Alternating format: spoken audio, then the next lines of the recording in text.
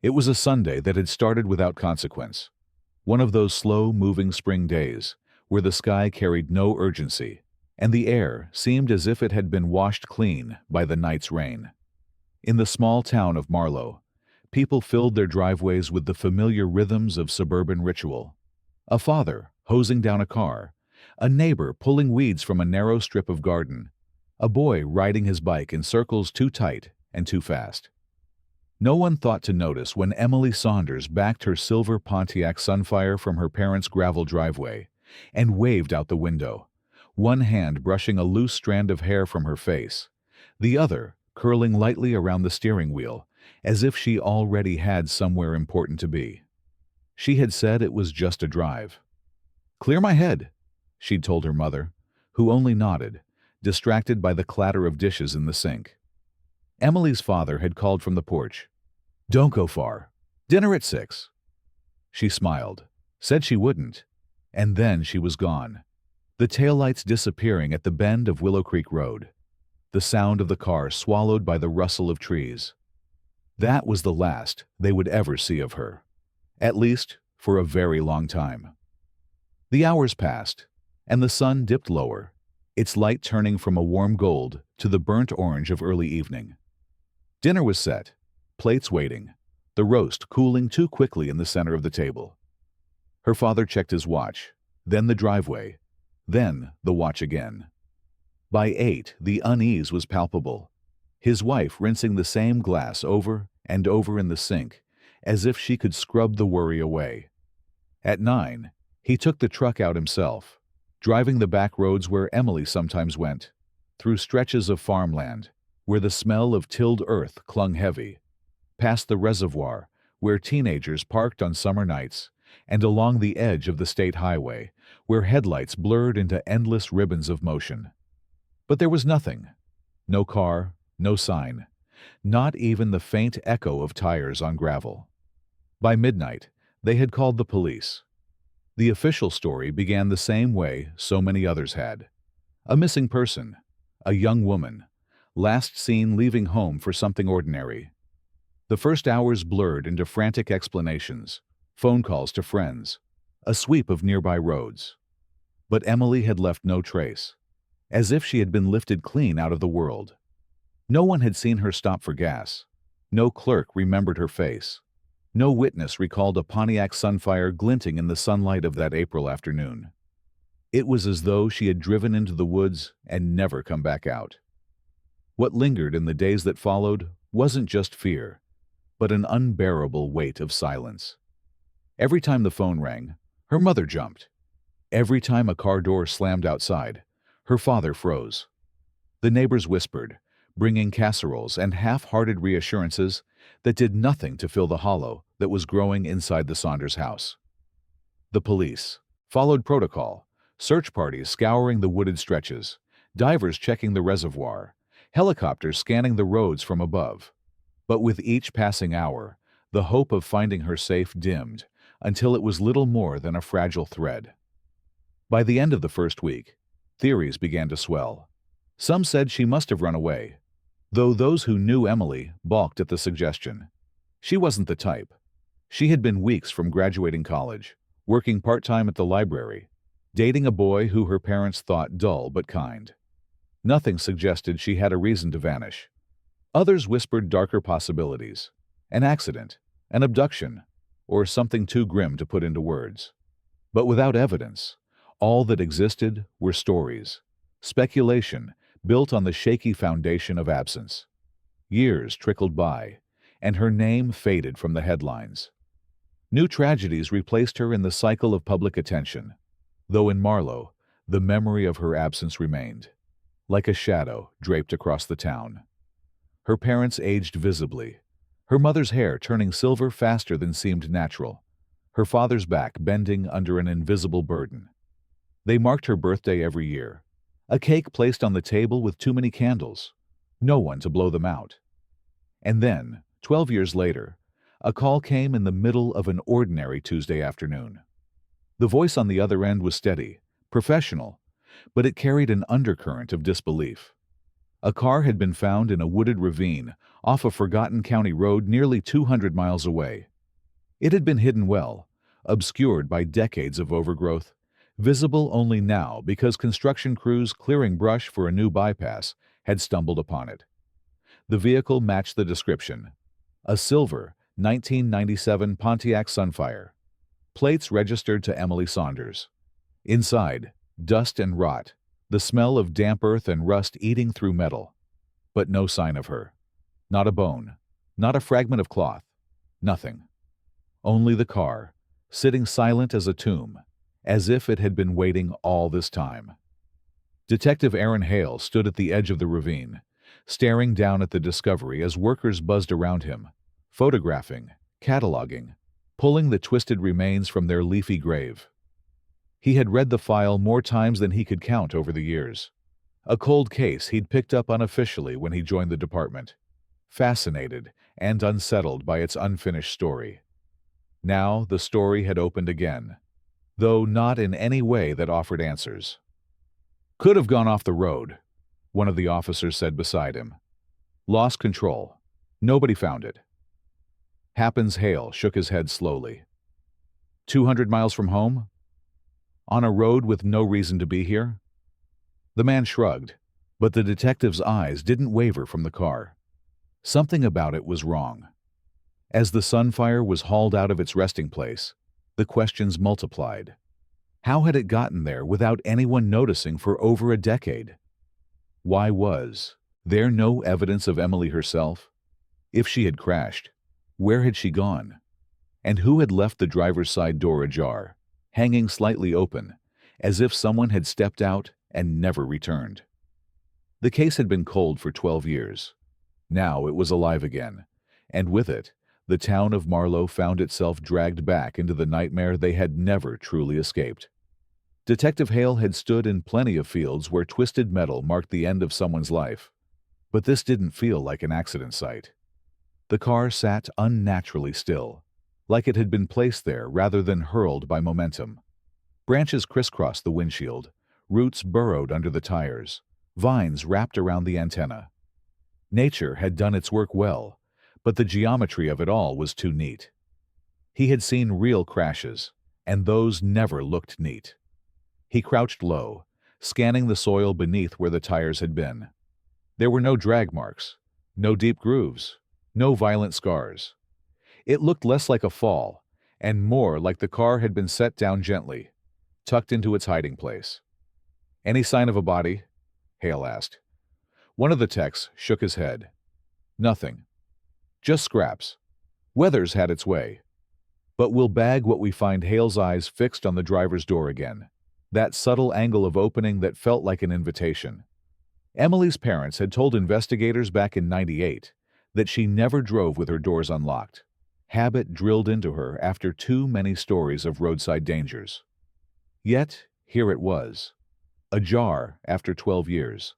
A mouth frozen mid-sentence. The ride back to the station was long and silent. Hale carried the old case file with him like a relic. Inside were the grainy photos from the night she'd been reported missing. Emily smiling in a Polaroid, her car parked in the Saunders driveway, her parents' faces hollow with shock during the first press conference. All the evidence that had once felt so urgent now looked flimsy, like puzzle pieces from two different boxes forced together. Back in Marlow, the discovery spread quickly. By dusk, the Saunders house was lit from within, as neighbors came by with casseroles again, like the ritual had simply been paused and resumed. Emily's mother sat at the kitchen table, hands folded tightly in her lap, her face caught between hope and dread. "They found her car," she whispered, the words tasting foreign after so long. Her husband said nothing, just stared at the phone, as if waiting for it to ring again. When Hale knocked, they let him in like an old friend. He had been young when Emily vanished, still cutting his teeth in the department, but he'd always felt the weight of her case pressing at the edges of his work. Sitting with them now, he realized how much the years had aged them, how grief etched lines into the skin deeper than time alone ever could. "She didn't drive that far," Mrs. Saunders said suddenly, her voice sharp, cutting through the silence. She wouldn't have. Not 200 miles. That wasn't. Emily Hale nodded slowly. I believe you. For a moment her eyes flicked up to his, searching, measuring his sincerity. He didn't flinch. That night, he pulled the file apart in his office. Phone records, statements, old maps with routes highlighted, half-forgotten leads scribbled in margins. He called in favors, reached out to the state police, tracked down the construction crew who had uncovered the car. Every detail mattered now. He felt it in his bones. Whatever had happened 12 years ago wasn't finished. At 3 a.m, he leaned back in his chair, exhaustion tugging at him. His desk was littered with notes. On top sat a photo of Emily at 22. Brown hair falling loose over her shoulders, a smile that looked like it belonged to someone who believed the world was safe. "Where did you go?" he whispered. And as if in answer, a thought crept unbidden into his mind, chilling him. Maybe she hadn't gone anywhere at all. Maybe someone had brought the car there long after she disappeared. The next morning, the town felt different, as though the air itself had thickened. Marlowe had grown accustomed to the quiet grief that hung over the Saunders home. But now that grief had spilled outward again, reigniting old whispers, rekindling half-buried fears. At the diner, people leaned across booths, voices low. At the gas station, customers lingered by the counter, pretending to browse while trading theories. The girl who vanished in '98 was suddenly everywhere again, her name floating through conversations that felt both intimate and intrusive. Detective Hale walked into that atmosphere like a man carrying a loaded secret. He ordered coffee at the diner and sat by the window, listening more than he spoke. He picked up fragments. Someone swearing they'd seen Emily at a rest stop years back. Another insisting she'd been taken by a trucker. A third muttering about a river god from an old local legend that demanded offerings. Grief, fear, superstition. Each theory said more about the teller than the truth. He left a tip on the counter and stepped back into the morning. What he needed weren't stories. He needed patterns. Back at the station, he spread out county maps across the long table in the conference room. He drew a line from Marlowe to the ravine where the Pontiac had been found. 200 miles of country roads, highways, forgotten cut-throughs. Why that spot? Why so far? He pulled the crash site photos closer.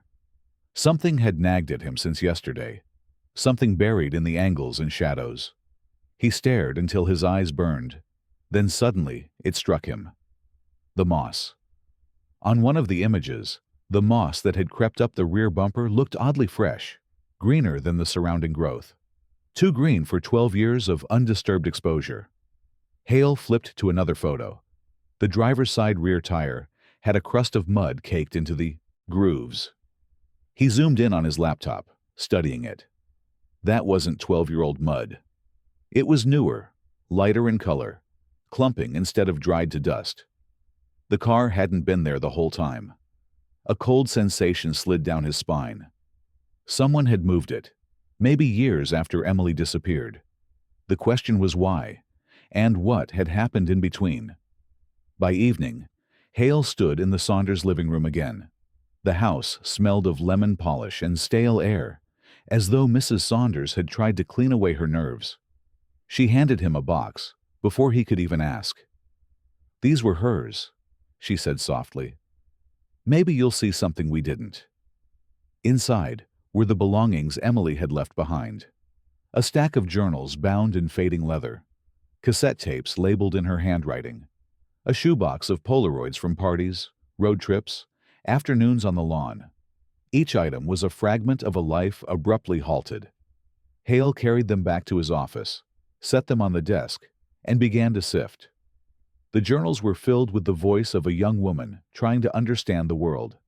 Lists of books to read, scraps of poetry, entries about her classes, notes about friends and fights and dreams. But near the end, the tone shifted. The entries grew more anxious, less coherent.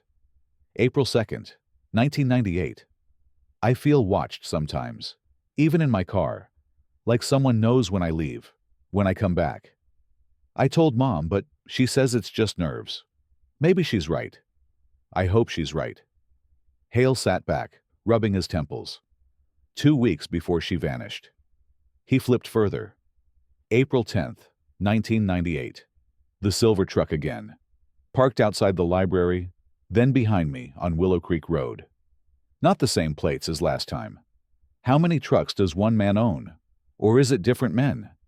Can't tell. Can't shake it. A knot formed in Hale's stomach. He pulled up the old witness statements, scanning for mentions of trucks. A neighbor had said they saw a pickup idling near the Saunders house once or twice that spring. Nothing came of it. It hadn't seemed important then. But it felt important now. At midnight, Hale left the station and drove the back roads out of town.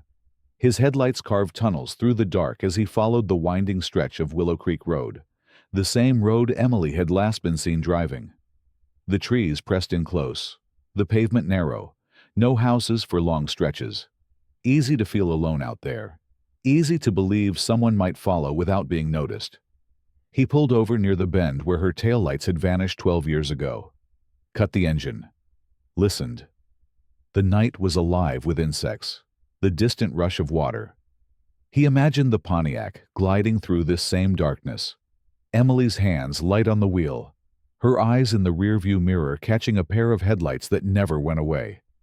A shiver ran through him. He started the car again and drove on, the road curling away into blackness. But the feeling stayed with him, that she had not been alone, that someone had orchestrated every step that followed. The car had been found, but in Marlow, the discovery did not bring closure. It tore open old wounds, and in some ways, it made everything worse. For 12 years, the town had learned to live with the uncertainty of Emily's disappearance, to weave the silence into their daily lives. Now, with the Pontiac dragged into the daylight, the silence was ruptured. And silence, once ruptured, demanded to be filled. Detective Aaron Hale felt the shift everywhere he went. At the station, younger officers who hadn't even been on the force in '98 treated the file like a cursed object, lingering around his desk with questions they didn't know how to phrase. At the grocery store, strangers stopped him in the aisle, asking if it was true, if they'd really found her car, if that meant they'd find her too. In town hall meetings, the mayor and council leaned on him with renewed urgency. Find something. Find someone. Turn this into answers before the town dissolved back into panic. But Hale knew better than to mistake discovery for resolution. A car was just a vessel. What mattered was the trail it left, and the Pontiac felt less like a breadcrumb than a riddle. He started with the mud. The sample pulled from the rear tire confirmed his suspicion. It hadn't been sitting in that ravine for 12 years. The soil composition didn't match the terrain there. It matched soil 50 miles north. Sandy, granular, mixed with crushed limestone from quarries near the state line. Someone had driven the car, or hauled it, years after Emily had vanished. Hale stood in the lab staring at the report, his pulse quickening. If the car had been moved, it meant two things. Emily's disappearance wasn't a tragic accident, and someone out there still knew exactly what had happened to her. That night, he returned to the journals. Emily's handwriting slanted sharper in the final weeks before she disappeared, as if her anxiety had etched itself into the ink. She wrote about the silver truck again, about a man she thought was following her. She described how she kept seeing it, outside the library, near her classes, even parked across the street from her parents' house late at night. April 15th, 1998. It's him again. Same headlights, same slow crawl behind me. I tried to take the long way home, doubled back, turned off early, but he always found me. I don't know how he knows where I'll be. I'm not crazy. I know I'm not. Hale read the entry 3 times. The old investigators had seen these pages, but in 1998, they had chalked them up to paranoia. Young women spooked by shadows, they'd said. But Hale knew better. People dismissed fear until it was too late. He began pulling old DMV records on trucks registered in the county that year. Dozens came up. Some were junked, some sold. Others belonged to men who'd since died or moved away. Still, he began compiling a list, one name after another, cross-checking with old police records, complaints, traffic stops. At the top of the third page of notes, one name snagged his attention. Dale Riker, pickup owner. A man who, in 1999, had been arrested in a neighboring county on charges of trespassing and harassment after following a woman home from a bar. The charges had been dropped, the woman too frightened to testify. Riker had lived 2 miles outside of Marlow at the time of Emily's disappearance. Hale circled the name. The next morning, he drove out to the property. The house was a sagging farmhouse at the end of a gravel road, half swallowed by weeds. The paint peeled in wide strips, the porch tilted, and a half-collapsed barn leaned into the wind. A pickup sat rusting in the yard, its bed piled with scrap metal. The plates were expired, but Hale walked around it anyway, scanning the wheel wells, the tailgate. He felt watched. The front door creaked open, and a man stepped out. Tall, broad, his beard wild, his eyes bloodshot. He squinted into the sun as though even daylight offended him. "Can I help you?" His voice was low, guttural. Hale flashed his badge. "Detective Hale, looking into a cold case from '98. You Dale Riker?" The man's jaw worked before he answered. "Yeah, that's me. I'd like to ask you a few questions. You own a silver truck back then?" Riker leaned against the doorframe, eyes narrowing. "Had a few trucks." "Why?" Hale studied him. "You remember a girl named Emily Saunders?" For a split second, something flickered across the man's face. A twitch, a tightening around the eyes, gone as quickly as it appeared. Then he shrugged. "Name doesn't ring a bell." "You sure about that?" Hale asked, his voice even, steady. Riker's eyes hardened. "Lots of girls in this town. Can't remember every one of them." The silence stretched.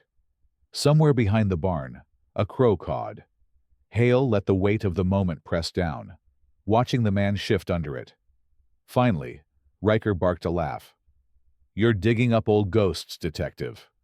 That girl's been gone 12 years. You think I had something to do with it? You're wasting your time." Hale didn't move. "Maybe. Maybe not." He slipped a card from his pocket, held it out. "If you remember anything at all, call me."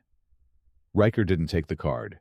He just stared, the air between them thick with something unspoken.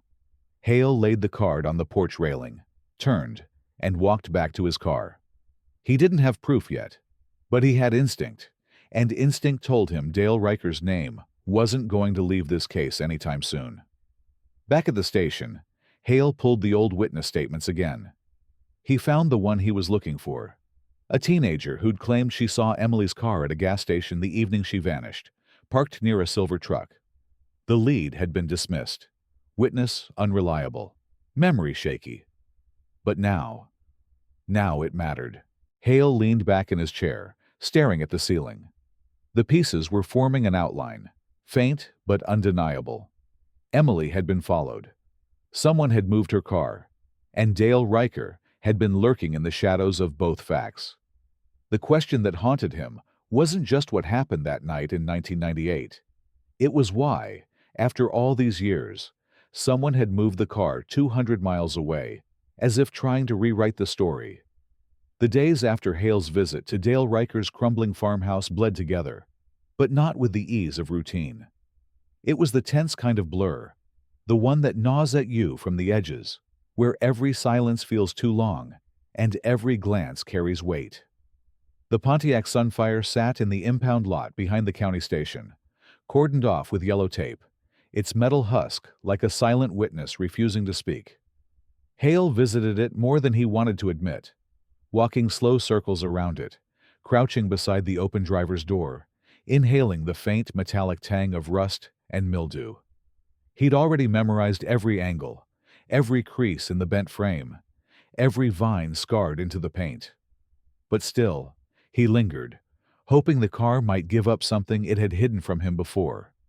On the third day, his persistence paid off. The forensic techs had combed through the interior, bagging scraps of fabric, loose coins, a warped cassette left half melted in the player. They'd vacuumed every inch. But when Hale slid his hand beneath the passenger seat, fingertips brushing against a ridge in the floor mat, he felt it. Something sharp, thin. He pried it loose. A key, not a car key. Older. Brass, worn smooth. Its teeth oddly cut. The kind that belonged to a storage unit or a padlock. Hale held it up to the light, his pulse hammering. Why would a key like this be hidden under the seat of a car abandoned 200 miles from home? He logged the discovery, though he didn't share it widely. Some things, he knew, needed to stay close until the moment was right. That evening, he drove past the Saunders house again. The curtains were drawn, but he could see the shadow of Mrs. Saunders moving inside, pacing the kitchen. He didn't knock this time. He didn't have answers yet, only more questions. And questions had a way of reopening wounds faster than they healed. Instead, he went home, poured 2 fingers of whiskey, and sat at his desk, staring at the journals again. Emily's words seemed to speak louder now, as though the years between them had collapsed. April 17th, 1998. Thought I saw him again. Same truck, same feeling in my gut. I told myself I'd write down the plates next time. I have to. I can't keep pretending it's nothing. Something's coming. I can feel it. The ink trailed at the edge of the page, as though she'd stopped mid-thought. Hale ran his hand over the paper, feeling the indentations where the pen had pressed harder than usual. He leaned back, exhaling slowly. She had known. She hadn't been imagining it. The next morning, Hale returned to Riker's property with a warrant. The barn groaned as officers pried open the warped doors. Inside, the smell of rot and motor oil hit like a wall. Rusted tools hung on nails, chains coiled in piles, a workbench cluttered with scraps of metal. Hale moved carefully, eyes scanning for anything that connected Riker to Emily. One of the deputies called out, "Detective! Over here!" In the far corner of the barn, beneath a tarp, they uncovered a collection of license plates, dozens of them, some local, others from neighboring states, each nailed crudely to a board as though they were trophies. Hale's stomach knotted. Among them was one that made his blood run cold. An Illinois plate, faded, the numbers matching the partial description Emily had written in her journal. The deputies glanced at Hale, waiting for his reaction. He kept his face steady, but inside the alarm bells were deafening. They bagged the plates, cataloged the barn, and left Riker fuming on the porch, his eyes following Hale's car as it rolled down the gravel drive. Back at the station, the evidence was stacked high on Hale's desk. Yet nothing tied directly. Nothing he could put in front of a jury. A plate wasn't a body. A truck sighting wasn't a confession. And Riker was slippery. Men like him always were. Careful enough to leave no fingerprints where it mattered most. That night, Hale's phone rang just past midnight. A voice on the other end was low, strained. "You need to stop looking into Riker." Hale sat up in bed, the sheets cold against his skin. "Who is this?" The line clicked dead. He stared at the phone, the silence in the room pressing down on him. Whoever it was had known his number. They'd known he was looking at Riker. That meant the past wasn't past. It was alive, watching him. Sleep didn't come after that. Hale sat in the dark, staring at the outline of the brass key on his desk, the strange cut of its teeth glinting faintly in the moonlight. He knew one thing. He was closer than he'd ever been. But closer to what? The truth, or the same fate that swallowed Emily Saunders 12 years ago? The brass key lay on Hale's desk like a challenge, small enough to disappear in a pocket, yet heavy with the weight of everything it might unlock. He had spent nights staring at it, cataloging possibilities. Storage unit, locker, padlock, old basement door. Every option carried its own thread, its own chance to unravel the past. By morning, he drove to the county records office, the key in his pocket, his badge loose at his belt. The clerk behind the counter, a woman in her 60s with sharp glasses, watched him sift through files of old storage facilities. "What are you looking for, detective?" she asked finally. "Keys," Hale said. "Specifically locks. These might fit." He slid the brass key across the desk. She peered at it, squinting. "That's old," she murmured. "Could be Union Storage out on the highway. They used those cuts back in the 90s before they updated. Might also be Lakeside Lockers." "You'll have to check." Hale thanked her, tucked the key away, and drove. The highway stretched empty, sky low with rain. Union Storage sat at the edge of town, a sprawl of corrugated metal units lined like teeth, half the paint flaked away. The manager, a balding man with nicotine fingers, leaned against the office door when Hale flashed the key. "That looks about right," the manager said. "You got a number?" "No," Hale admitted. The man sighed, jingling a ring of keys. "Could take a while." These old ones, the teeth were almost unique. "We can try doors until it fits, row after row, unit after unit." The key slid into locks, but turned nothing. Until, at the far edge of the property, near the rusting fence line, Hale felt it catch. He twisted. The lock snapped open with a sound like a breath held too long. The manager raised his brows. "Well, that's yours now." The door groaned as it rolled up, dust tumbling from its edges. Hale's flashlight cut through the dark. Inside was not furniture, not boxes, not the usual detritus of forgotten life. It was emptier, stranger. A folding chair sat in the center, its metal legs scarred with rust. A Polaroid lay face down on the concrete. Hale crouched, flipped it. Emily Saunders stared back at him. The photo was grainy, her smile uncertain, her hair caught mid-motion as though she'd turned suddenly. Behind her, blurred headlights bled into the frame. Hale's throat tightened. There were more, stacked along the wall, dozens of Polaroids clipped to twine with yellowed clothespins. Emily at the gas station. Emily outside the library. Emily walking to her car. Each one dated in careful block letters. A stalker's gallery. Hale's chest constricted as he scanned the room. Beside the chair lay a notebook, its cover smeared with grease. He flipped it open. Pages of observations, times, routes, places. 4:12. Followed her from campus. Stopped at Willow Diner. Sat by window. 4:14. She smiled at the cashier, not me. 4:15. She knows now. Must be careful. The words crawled across the page, meticulous and obsessive. Hale slammed the book shut, bile rising. He called it in, officers swarming the scene, evidence bags filling. But as they photographed the Polaroids, Hale's focus sharpened on the last page of the notebook. Different handwriting, darker, jagged. 5/2. She is gone. Had to move the car. They will look, but they won't find her. Not yet. Hale's blood chilled. The notebook wasn't just a record. It was a confession, half-coded but clear. Someone had admitted moving the car. Someone had admitted Emily was gone. The question was who, and whether Dale Riker's name would be scrawled in the margins of the past, or if this trail led to someone even worse. That night, Marlowe buzzed louder than it had in years. News leaked. Fast. Storage unit. Photographs.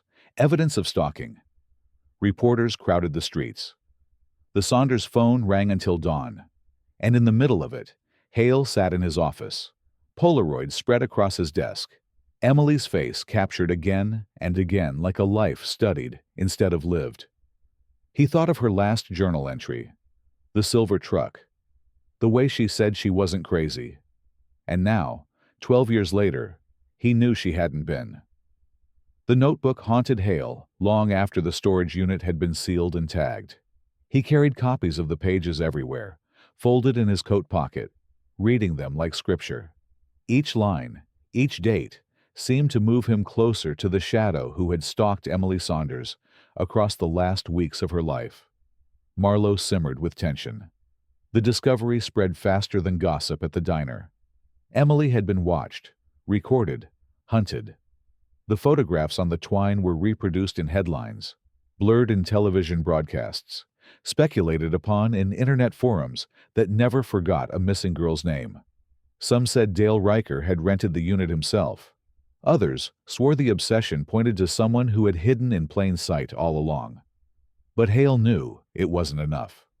A gallery of Polaroids, a notebook of entries. Without a hand to attach them to, they were little more than shadows on the wall. He drove the county roads in circles, retracing Emily's last reported movements, pulling up outside Willow Diner, the library, the narrow gas station on Route 12. At each stop, he held the Polaroids up against the present, matching angles, lampposts, windows. The stalker had stood where Hale stood now, lens raised, watching her from just feet away. And then he noticed something. In 3 separate Polaroids, Emily leaving the library, Emily walking toward her car, Emily waiting at a crosswalk. There was a fragment in the background. A truck mirror, just the edge of chrome, blurred by distance and exposure. The same angle, the same height, the same object. The silver truck. Hale printed enlargements, pinned them to the corkboard in his office, circled the reflections. He didn't need confirmation. Emily's final journal entries had already told the truth. She hadn't been paranoid. She had been followed. But by who? He sat at his desk until the walls seemed to lean closer, until the night pressed against the blinds. At midnight, he dialed Marlowe PD's dispatch.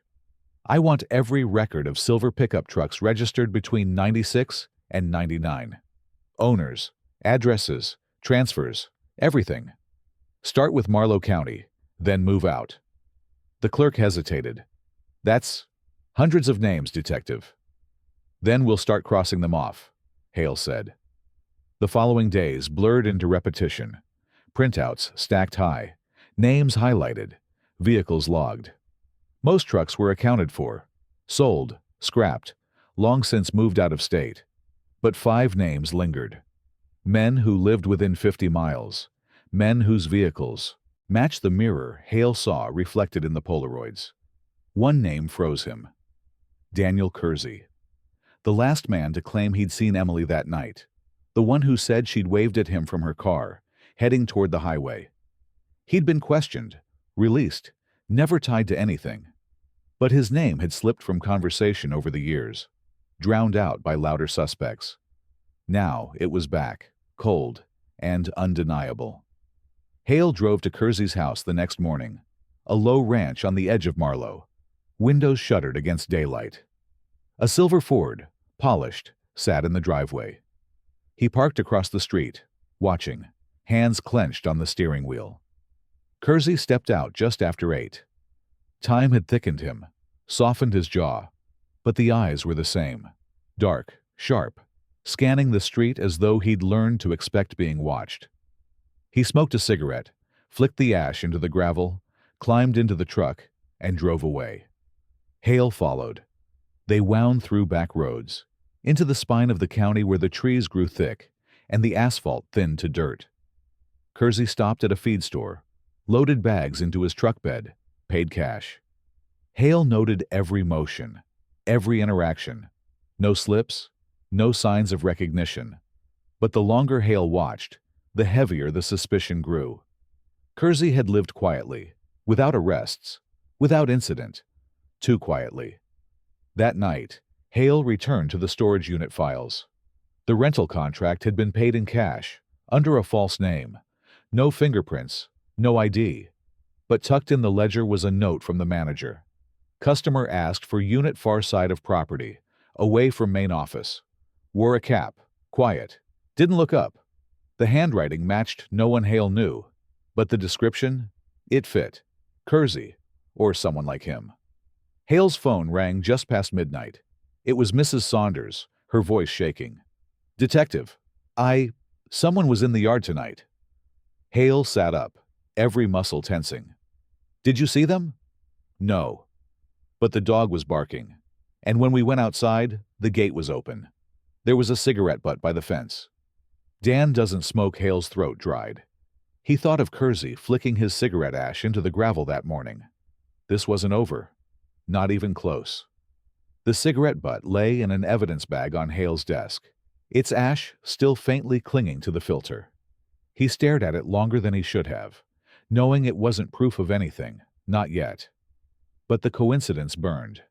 Kersey smoked. He had been near the Saunders yard. And now, 12 years after Emily's disappearance, someone had chosen this moment to remind her parents that the story wasn't finished. Hale drove to the Saunders house at dawn, the old clapboard structure standing tired against the weight of years. Mrs. Saunders answered the door, her robe drawn tight, her eyes rimmed with sleeplessness. "Was it him?" she asked immediately. "I don't know yet," Hale admitted, "but we'll find out." She led him to the fence line where the dog had barked. The soil was damp, soft with last night's rain. Hale crouched low, tracing the faint indentation of a boot print pressed into the mud.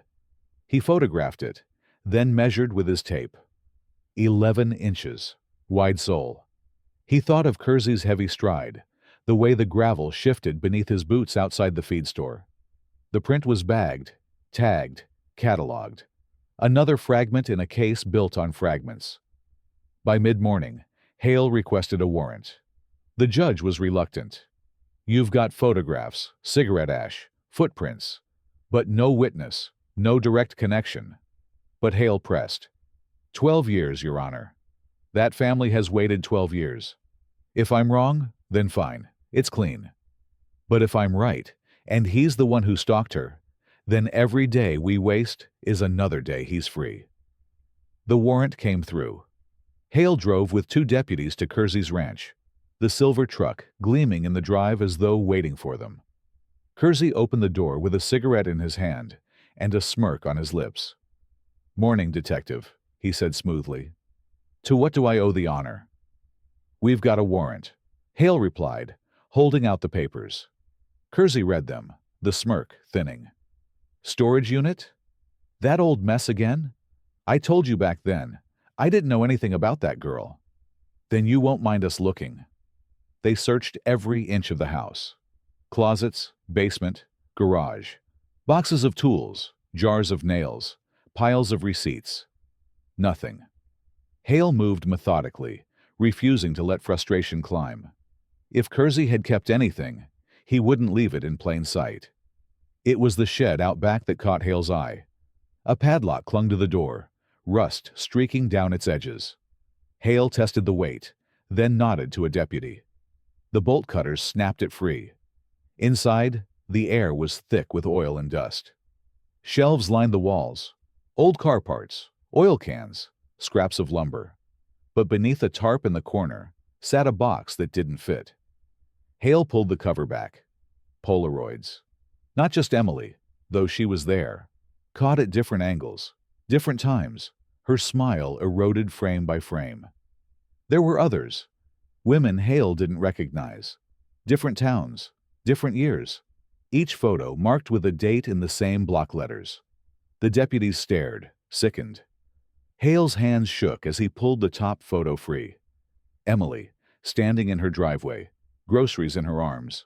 The date, April 28, 1998. 3 days before she vanished. "Get these bagged," Hale ordered, his voice hoarse. Kersey stood at the doorway, cigarette smoldering between his fingers, his jaw tight. "You think this proves something?" "Anybody could have put that there." "Anybody!" Hale snapped. "In your locked shed."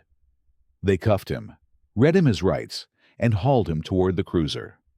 Neighbors stood at their fences, watching, whispering. For the first time in 12 years, it felt like the case might finally break. But that night, sitting in the precinct with the Polaroids spread across the table, Hale's certainty began to fray. There were too many towns, too many women. The timeline stretched across a decade. Could Kersey really have stalked them all? And then, he noticed the handwriting, The block letters on the early photos, the ones of Emily, were neat, precise. But the later ones, the women Hale didn't recognize, were different. The strokes harsher, slanted, almost rushed. 2 hands, not one. Which meant either Kersey had changed his style over time, or someone else had continued where the first man left off. The thought clawed at Hale as he leaned back in his chair. Kersey was guilty of something, yes. But was he guilty of Emily? Or had he picked up another man's sickness and carried it forward? And if so, then who had started it? The clock on the wall ticked past midnight. Hale stared at Emily's face in the photographs, her smile frozen in that endless spring, and felt the cold realization settle like a stone in his chest. They weren't at the end of the story.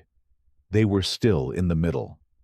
The holding cell at Marlow PD buzzed with the low murmur of fluorescent lights, the smell of cigarettes clinging to Kersey's jacket, even behind steel bars. He sat slouched on the bench, his wrists marked from the cuffs, his eyes sharp with defiance. Hale watched him through the glass for a long while, searching for cracks in the facade. When he finally stepped in, the room seemed to tighten. "You've got a hell of a collection in your shed," Hale began. He dropped a folder of photographs onto the metal table. They spread like playing cards, Emily's face among them, framed by the blurred chrome of headlights. Kersey smirked. "Funny thing about evidence, Detective. You ever hear of planting? You're saying someone broke into your locked shed, filled it with photographs, and left? I'm saying," Kersey leaned forward, voice low, "you want it to be me. Always did. That girl waved at me once, and suddenly, I'm your villain.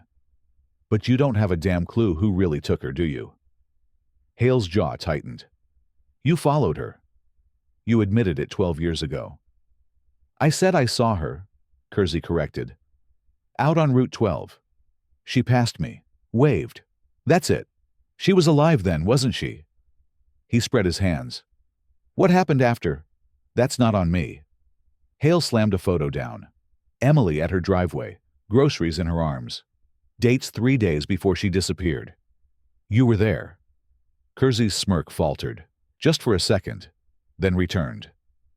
"You think I wrote those numbers? Look closer, Detective. Not the same hand. Not all of them. Somebody else was watching her too." The words hit like a stone. Hale left the cell, anger simmering in his veins.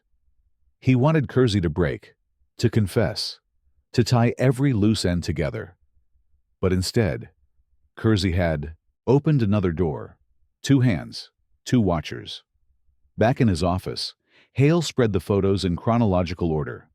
Early ones, Emily smiling at the diner, walking across campus, stepping into her car, neat handwriting, straight lines. Later ones, women Hale didn't know, faces caught in gas station lights or grocery aisles, slanted handwriting, rushed. And then, Hale saw something he'd missed before. In the margin of one photo, a woman outside a motel was the reflection of another man. Just a blur in glass, a figure half turned. But it wasn't Kersey. Broader shoulders, darker hair. Someone else had been holding the camera, and someone else had continued the hunt after Emily. The case wasn't closing. It was splitting in 2. That night, Hale drove the back roads again, restless. His headlights carved tunnels through the trees. He thought of Emily's journal, her fear of the silver truck, her insistence she wasn't paranoid. She had been right. More than right. She had been trapped in a web with more than one spider. The radio crackled at midnight. Dispatch's voice came through tight. "Detective Hale? We've got a problem. Someone broke into evidence storage." Hale's stomach dropped. He wheeled the car around, sirens wailing through the empty dark. At the precinct, chaos churned. Officers clustered at the basement stairwell. The lock on the evidence door snapped. Inside, boxes lay open, files scattered. But what was missing wasn't drugs, wasn't cash. It was the Polaroids. Every one of Emily. Gone. Hale's throat closed as he stared at the empty evidence bags. Someone had walked into the heart of the precinct and stolen the very images that tied Kersey to Emily. Kersey was locked in a cell upstairs. He couldn't have done it. Which meant someone else had wanted them. Someone inside. Or someone who knew exactly how to slip past every guard. Hale rubbed his temples, the night pressing heavy against his skull. Every answer bred another question. Every lead split into two. Emily's face, vanished from the evidence room, lingered in his mind like a ghost refusing to let go. And for the first time, Hale wondered if he was chasing not one man, but a circle, a chain of obsession passed from hand to hand, year after year, until the truth itself blurred. Outside, the rain began again, steady and relentless. Somewhere out there, the person who had stolen Emily's photographs still walked free. And Hale knew they weren't finished yet. The precinct's basement smelled of mildew and regret. Hale stood among the broken locks and scattered files, staring at the empty shelves where Emily's Polaroids had been. The theft was deliberate, surgical. Whoever had done it hadn't touched the drugs, hadn't touched the cash, hadn't touched a thing except the photographs. "Inside job," the captain muttered, rubbing the back of his neck. Nobody else could have slipped through unnoticed. Hale didn't answer. His mind spun through the roster of officers, clerks, janitors, anyone with a badge or a key. But the theft wasn't just about access. It was about purpose. Someone wanted Emily's face gone from the record. Someone wanted her story rewritten. That night, Hale drove to the Saunders house again. He dreaded telling them, dreaded the look in their eyes. But they had a right to know. Mrs. Saunders listened in silence, her hands gripping the armrest of her chair. When Hale finished, she said only, "They won't let her rest, will they?" "No," Hale admitted. "Not until we find the truth." Mr. Saunders stood by the window, the streetlight cutting a harsh line across his face. "Then you better find it, detective. Because I'm not burying my daughter twice." Hale left with their words heavy in his chest. The next morning, the town woke to fresh headlines. Evidence missing in Saunders' case. Reporters swarmed the courthouse steps, demanding answers. The public wanted a villain, someone to blame, and Kersey's name was already written in ink. But Hale knew better. Kersey was a predator, yes, but not the only one. At his desk, Hale laid out the case file from the beginning, page by page, photo by photo, until the surface disappeared beneath paper. Emily's journal entries, witness statements, vehicle logs, the Polaroids that remained, those from Kersey's shed, arrayed in a grim timeline. Patterns emerged. Emily photographed in Marlow. Another girl in a town 30 miles east, same month. Then a gap. Then two more in another county. It was like a sickness spreading outward, each new victim marked by the same voyeur's lens. And in the margins of one later photograph, Hale saw it again, the reflection. A man's shoulder, caught in glass. Not Kersey. Someone else. He enlarged it, pinned it to the board, stared until his eyes ached. The blur was maddening, but the shape of the collar, the slope of the head, it was familiar. He flipped back through old case files, reports, rosters of officers who had worked the investigation in '98. His stomach tightened. The shape matched one of his own. Not Hale himself, but another detective. Back then, young, ambitious, quick to dismiss Emily's fears as paranoia. He'd left the force 5 years ago, retired early, moved to a cabin by the lake. Hale hadn't thought of him in years. Detective Mark Fallon. The name tasted like rust. Hale pulled Fallon's personnel file, reread the notes, commendations for diligence, sharp instincts, long hours logged on missing persons cases. Too sharp, Hale realized now. Too close. Fallon hadn't just investigated victims. He'd collected them. The theory made Hale's pulse pound. But theory wasn't proof. And Fallon had been a cop. He knew how to cover his tracks, how to bury evidence, how to twist suspicion. Hale closed the file and grabbed his coat. If Fallon was involved, if Fallon had stolen those Polaroids, Then Hale couldn't wait. The drive to the lake was long, the road twisting through pines and fog. Fallon's cabin sat alone at the water's edge, its windows dark, chimney cold. Hale parked at the tree line and approached on foot, every twig snapping like a gunshot beneath his boots. The door was locked, but the window gave easily under his weight. Inside, the air was stale, thick with dust and silence. Hale's flashlight swept across furniture draped in sheets, shelves lined with old case files, photographs pinned in careful rows. He froze. It was a gallery. Not just Emily. Dozens of faces stared back at him from the walls. Women, men, children. Victims of accidents, of crimes, of disappearances. Newspaper clippings, Polaroids, photocopied reports. Fallon had kept them all, cataloged them, obsessed over them. And in the center of the wall, Emily's face, enlarged, printed, circled in red ink. Beneath it, a single line scrawled in jagged handwriting. "She was the first who saw me."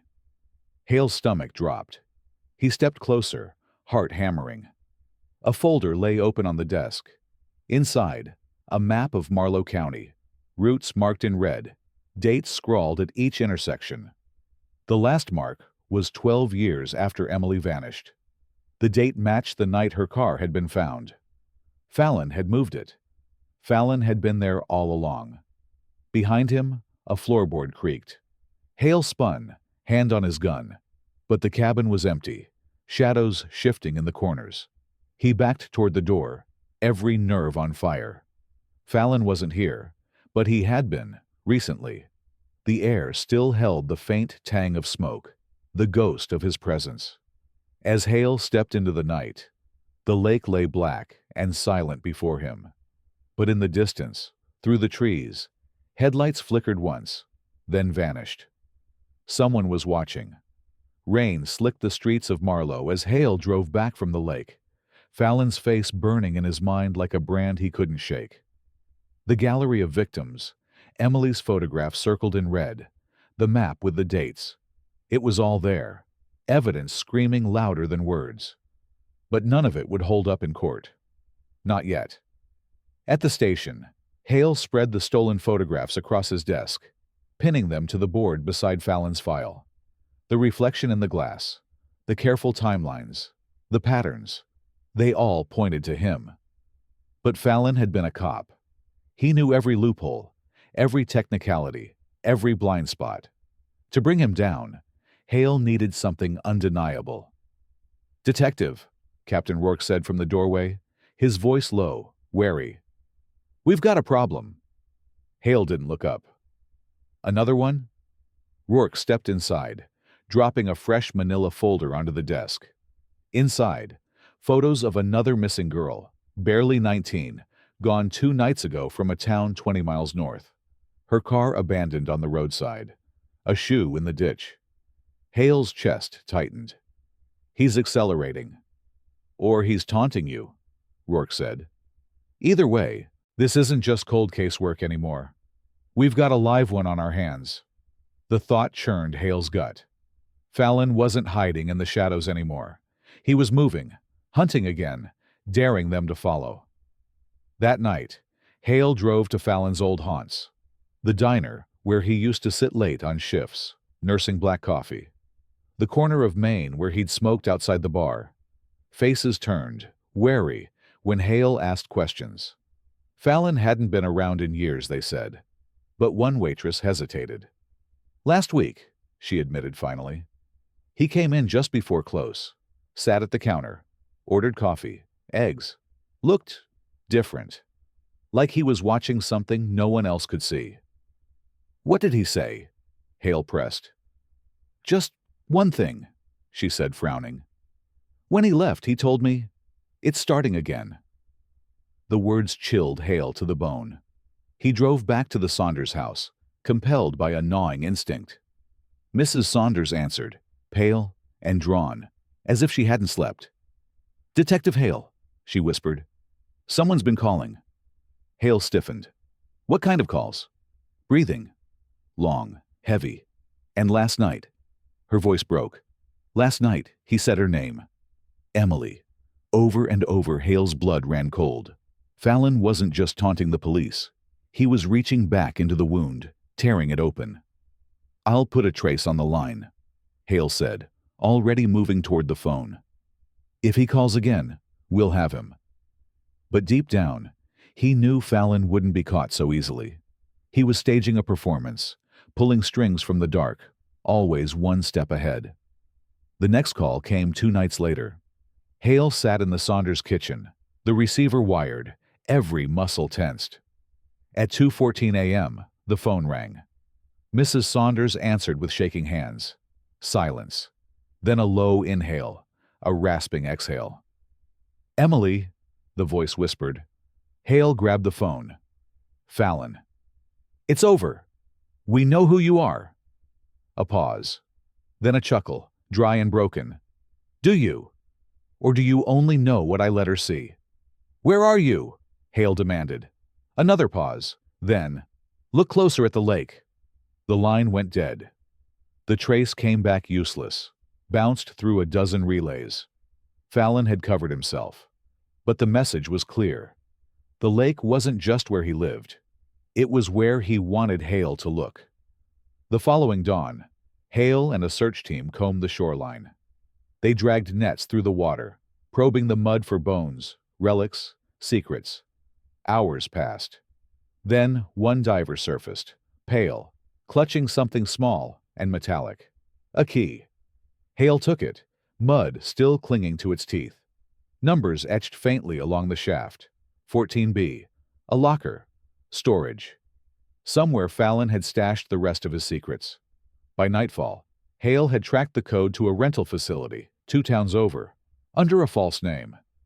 The manager didn't ask questions when Hale flashed his badge. He simply led him down the row of metal doors until they reached 14B. The key slid in smooth. The lock clicked. Hale lifted the door. Inside was darkness and the faint smell of rot. His flashlight beam swept across stacked boxes, binders, reels of film. And then, against the far wall, a mannequin dressed in Emily's clothes. Her Sunday dress, faded now, draped over plastic shoulders. Her shoes at its feet. Pinned to the chest was another Polaroid. Not of Emily this time. Of Mrs. Saunders, taken through her living room window, no more than a week ago. Hale's stomach lurched. Fallon wasn't just living in the past. He was here now, watching, listening. And the hunt was far from over. The night pressed heavy over Marlowe as Hale sat in his car outside the Saunders house. Headlights dark, engine off, eyes fixed on the windows glowing faintly against the dark. Inside, he knew Mrs. Saunders was trying to sleep, the weight of 12 years compounded into fresh terror after Fallon's calls. She had given him her daughter once. Now, Fallon wanted her too. The mannequin in the locker hadn't been a trophy. It was a rehearsal. Hale knew it in his bones. Fallon was circling, rehearsing the finale of a play he had been writing for over a decade. Emily was Act 1. The car, the photographs, the calls, Act 2. But Mrs. Saunders, she was the curtain call. Hale gripped the steering wheel until his knuckles whitened. He had failed once already, failed to protect Emily. He would not fail her mother. The phone in the passenger seat buzzed. Captain Rourke. Hale answered, without looking away from the house. "You should come back in," Rourke said. "We've got forensics running on that locker. Maybe prints, maybe fibers. You can't guard that house all night alone."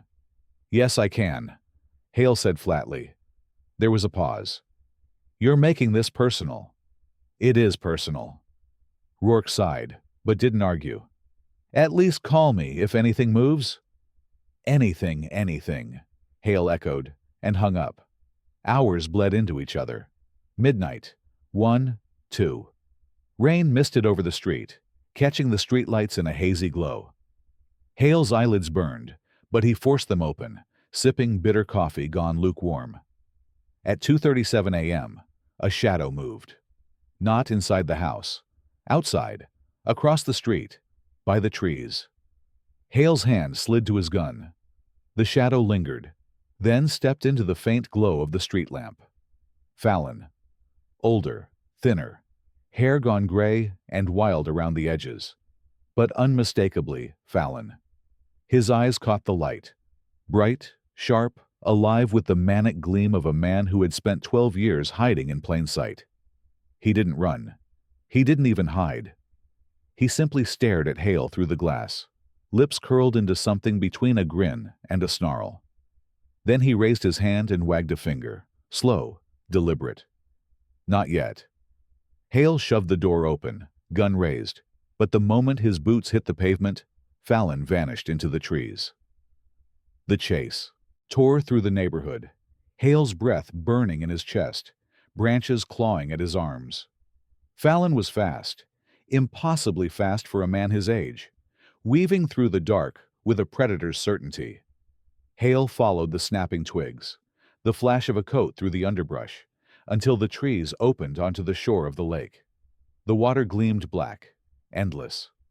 Fallon stood at the edge, still as stone, waiting. "You found my room," Fallon called across the distance. His voice carried easily over the water, quiet but sharp. "You found the dress, the map, the eyes that watched her. But you still don't understand, then tell me," Hale said, gun leveled. "Tell me what you did to Emily."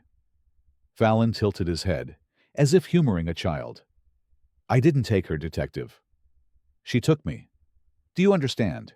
She saw me. All those years I worked, watching, recording, collecting, and no one ever looked back. But Emily did. She saw. And when someone sees you, truly sees you, they own a part of you forever." Hale's stomach turned. "You killed her." "I gave her freedom," Fallon whispered. "She wasn't trapped anymore. Not like the others." "Where is she?" Hale demanded, stepping closer. Fallon's smile was thin, sharp. "Closer than you think." For a moment, Hale thought Fallon might leap into the water, but instead, he turned and bolted along the shore, into the trees again. Hale cursed and followed, the night spinning into a blur of branches and mud and heartbeat. They broke through another clearing, and Hale stopped dead. Ahead stood a cabin. Not Fallon's. Another, smaller, shabbier, tucked into the woods like a secret. Light spilled through cracks in the boards, flickering like candle flame. Fallon slipped inside. Hale approached slowly, gun steady, pulse ragged. He pressed to the wall, listened. Voices. Not Fallon's alone, a woman's voice. Soft. He kicked the door in. The room froze. Fallon stood in the center, arms spread wide like a conductor at his podium. And beside him, chained to a chair, was a woman. For a split second, Hale's mind screamed Emily. But no, the features were different. Younger. The girl who had gone missing 2 nights ago. Terrified, gagged, alive. "Welcome, detective," Fallon said, as calm as if he had invited him for tea. "The final act. You and I," and the witness Hale raised his gun. "It ends tonight." Fallon only smiled wider. "It ends when I say it does." And Hale feared the answer meant Emily's story wasn't finished.